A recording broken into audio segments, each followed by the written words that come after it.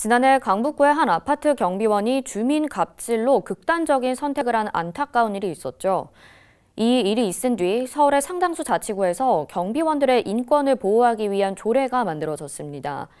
같은 조례가 강서구 의회에서도 발의됐는데 다른 자치구 의회와는 달리 상임위원회 문턱을 넘지 못하고 있습니다. 지역사회에서는 하루빨리 통과돼야 한다는 주장이 나오고 있는데요. 김대우 기자가 보도합니다.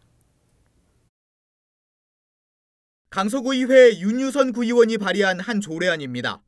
공동주택에서 근무하는 경비원들의 인권을 보호하는 게 골자입니다. 경비원들이 차별받지 않을 권리와 인권 침해가 없는 환경에서 근무할 권리 등을 규정하고 있으며 인권 보호를 위해 구청이 해야 할 사항 등도 포함하고 있습니다.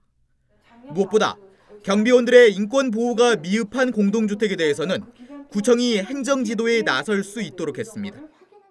1년에 한 번씩 교육도 들어가고 그리고 교육뿐만 아니라 행정지도라는 부분이 있을 수도 있기 때문에 그 부분을 통해서 경비노동자 개개인에 대한 인권이라든가 여러 가지 일할 수 있는 환경에 대해서 견제 감시 또는 예방적 차원의 조례가 필요하다라고 본 겁니다.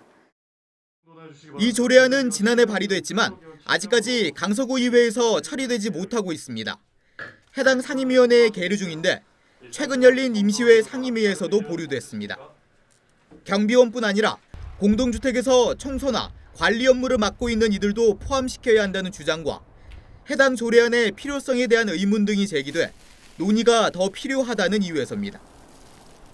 그러나 지역사회에서는 하루라도 빨리 해당 조례안이 통과돼야 한다는 목소리가 나오고 있습니다.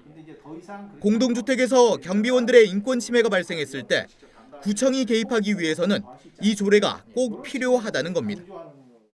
극단적 선택이라든가 여러 가지 갈등이 발생하고 있고 그래서 이런 것들을 방지하기 위해서는 뭔가 제도적 뒷받침이 필요한데 마침 작년에 9월에 국회에서 공동주택관리법이 개정이 됐습니다. 그리고 그 후속 조치로 서울시 같은 경우도 공동주택관리조례가 개정이 됐거든요.